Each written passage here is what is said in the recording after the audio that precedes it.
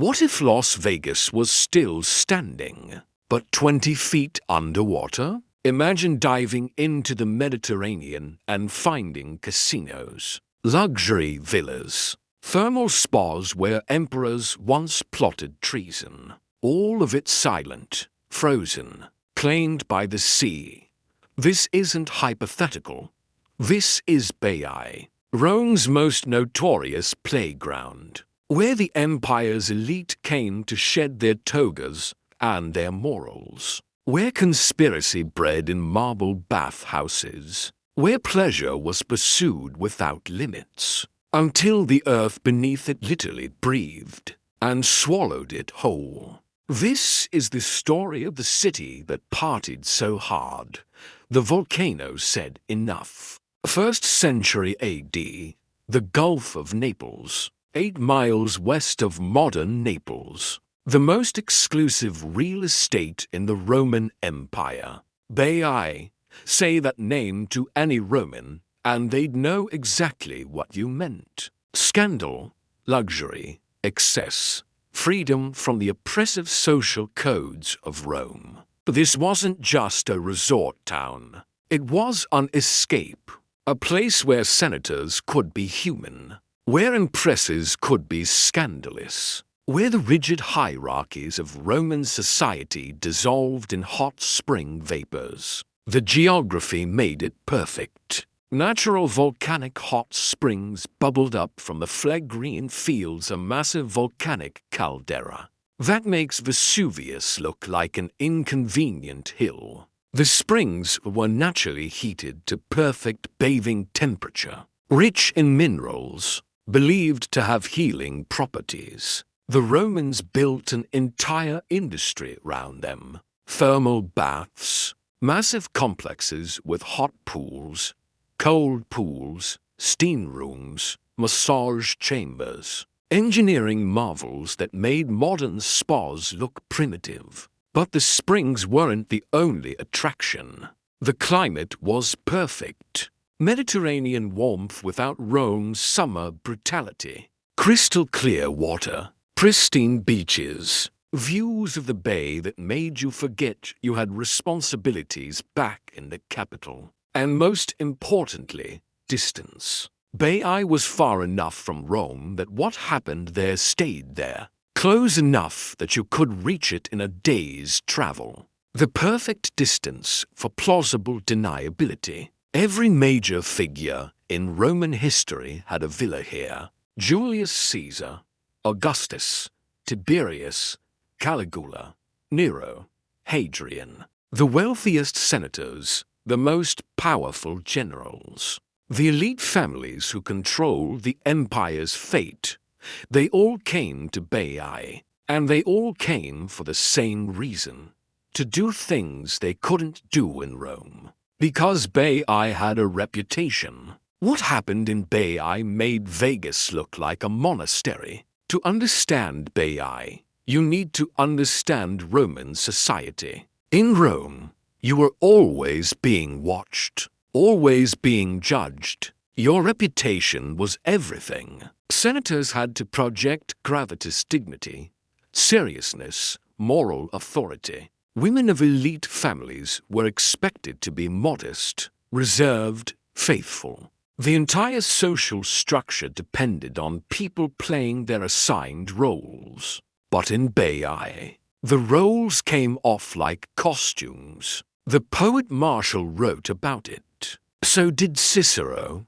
Seneca. They all described Baiae as a place where morals went to die. Cicero called it a resort of vice. Seneca warned parents to keep their daughters away, saying the very air of Baiae corrupted virtue. Propertius wrote that no girl leaves Baiae chaste. This wasn't exaggeration. This was reputation, brand identity. Baiae was where Rome's elite went to be terrible. Affairs were conducted openly. Married senators with their mistresses, empresses with their lovers. Gender norms bent until they broke. The thermal baths became infamous for sexual license. Men and women bathing together scandalous in Roman society. Private bath suites where who knows what happened behind closed doors. But it wasn't just hedonism. Baiae was where power moved in shadows. The villas weren't just luxury homes. They were neutral ground, places where political enemies could meet without Rome's prying eyes, where conspiracies could be hatched, where the future of the empire was decided over wine and whispers. Julius Caesar's assassination, planned partly in Baiae, according to some historians. The conspirators met in private villas to coordinate. Agrippina the Younger, Nero's mother, had a villa in Baiae. She used it as a base for her political machinations, until Nero tried to kill her there by sabotaging her boat. She survived. He eventually succeeded elsewhere. Caligula, the mad emperor, allegedly built a floating bridge of boats across the Bay of Baiae, just to ride his horse across it. A flex of imperial power and wealth, or a sign of his legendary insanity? Probably both. The point is, Baiae wasn't just a vacation spot.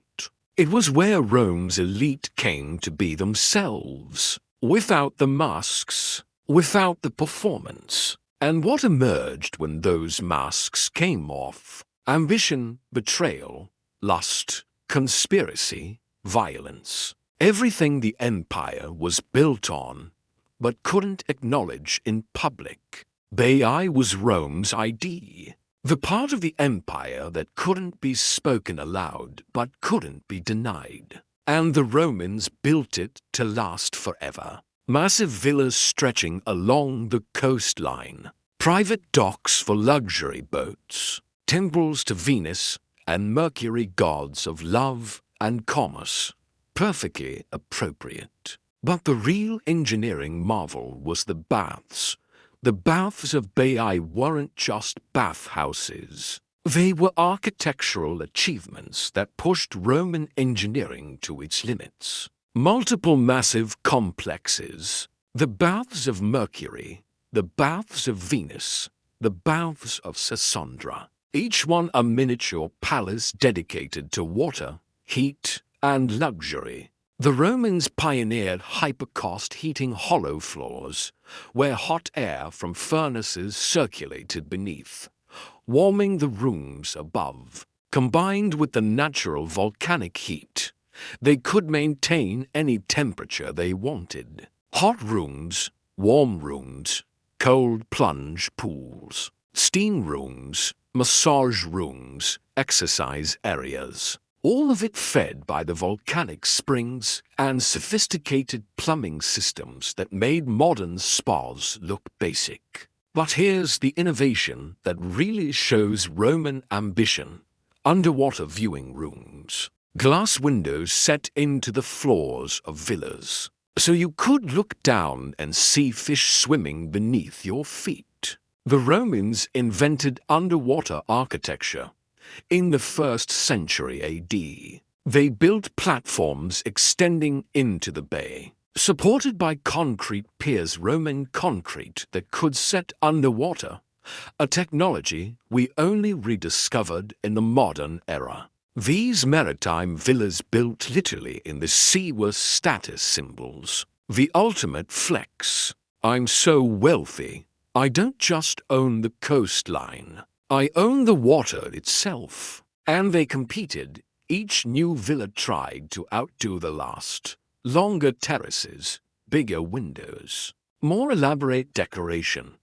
The entire coastline became an architectural arms race. Mosaics covering every surface, marble imported from across the empire, frescoes by the finest, artists, statues of gods, and heroes lining the corridors, luxury so excessive it made other Romans uncomfortable. Seneca visited Baiae and was disgusted. Not morally, philosophically. He saw the wealth on display and realized how much labor How much exploitation?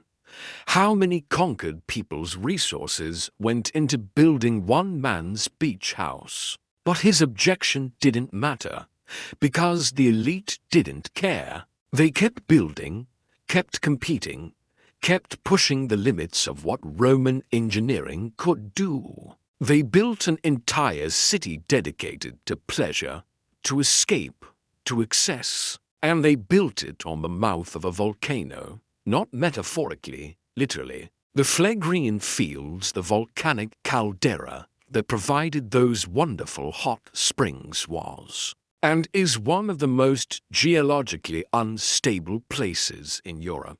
16 miles across, 24 craters, constant seismic activity.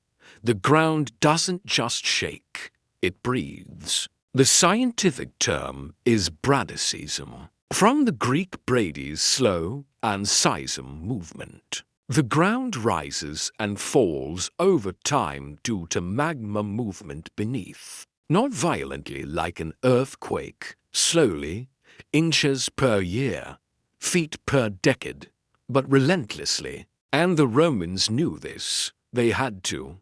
They experienced earthquakes. They saw the land shift. But they built anyway, because the springs were too valuable, the location too perfect, the money too good. They ignored the warning signs, and the earth took notes. The end of Baiae didn't come suddenly.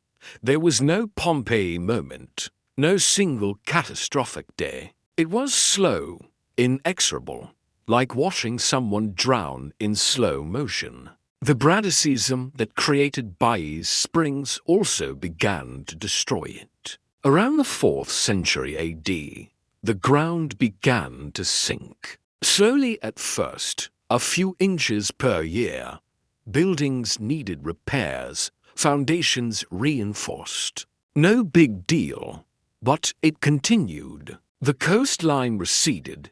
Beaches that existed for centuries disappeared. Docks that used to touch land needed longer gangways. The marble villas built literally in the water on those concrete platforms began to flood. Ground floors became unusable. Mosaics disappeared beneath seawater.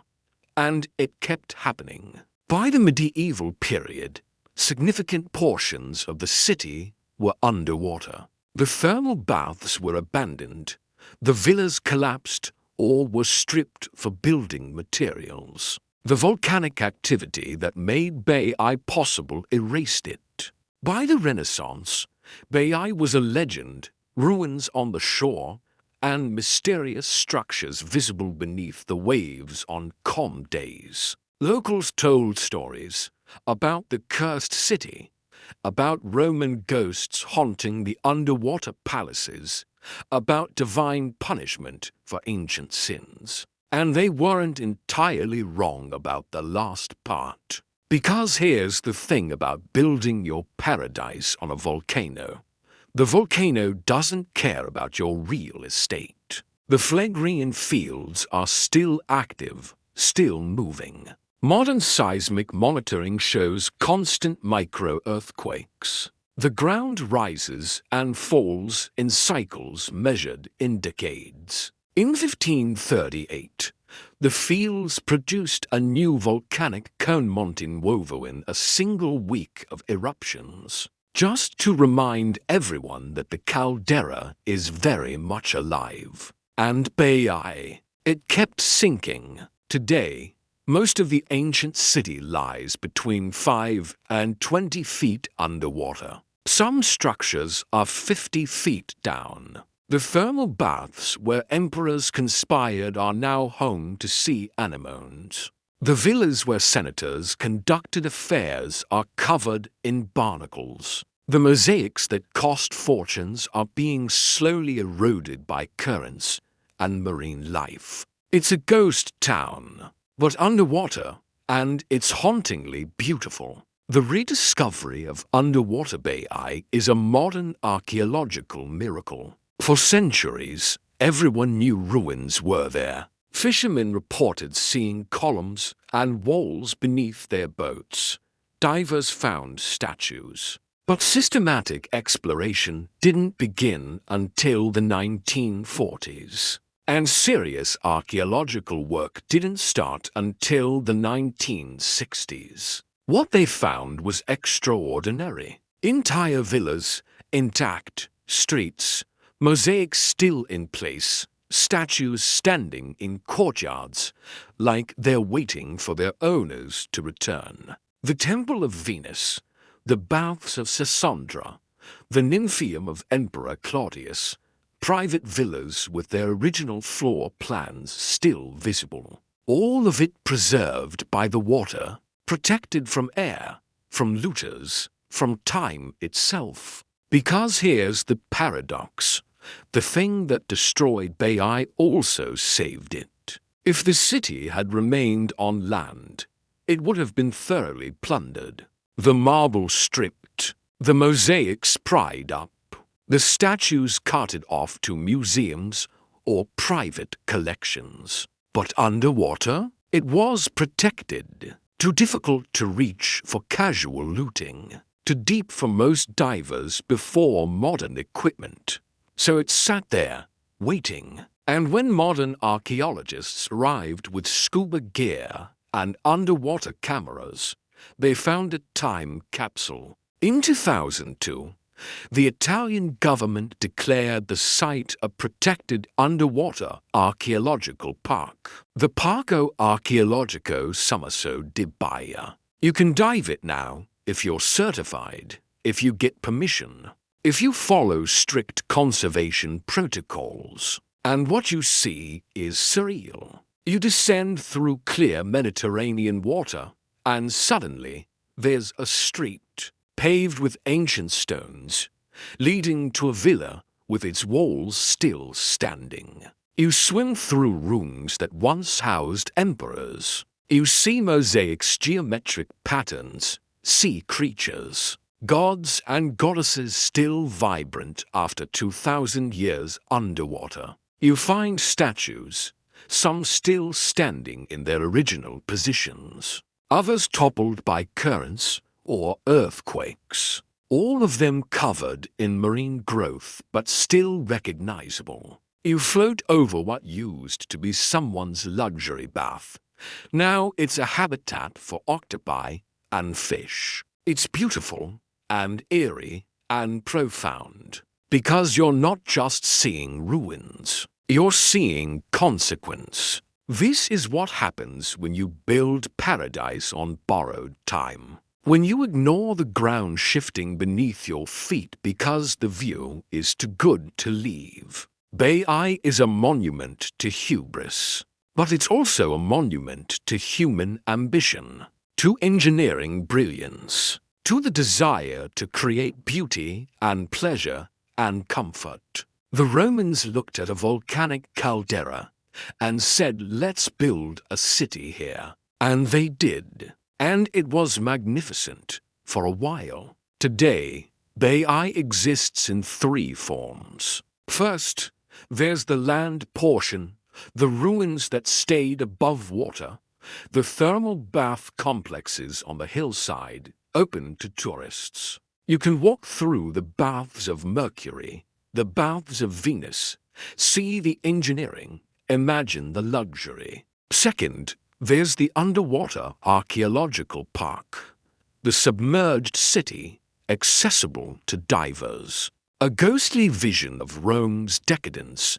preserved in seawater. Third, there's the metaphor, the cultural legacy, the story we tell about excess and consequences. Because Baiae became a parable almost immediately, even to the Romans themselves. The moralist Cicero, Seneca, Martial used it as a cautionary tale. This is what happens when virtue dies, when pleasure becomes the only goal, when the elite lose touch with the values that built the empire. They were wrong, of course.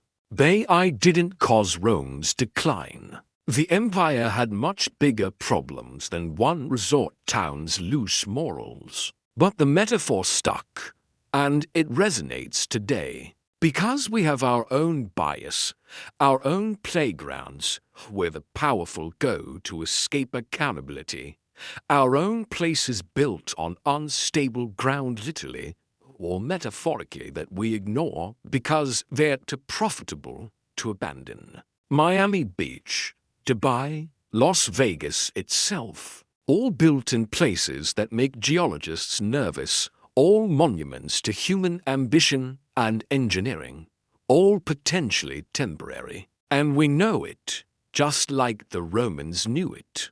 But we build anyway, because that's what humans do. We see a beautiful coastline or a perfect climate, and we build cities. Even if the volcano underneath is just sleeping, even if the sea level is rising, even if the earthquake fault is just biding its time, we build, we create, we reach for luxury and beauty and pleasure. And sometimes the earth reclaims what we built. Baiae is a reminder, not that we shouldn't build, but that we should build with humility, with awareness that everything we create is temporary, that nature operates on timescales that make empires look like summer camps. The Romans built Baiae to last forever. It lasted 6 centuries, maybe less, depending on when you start counting the decline,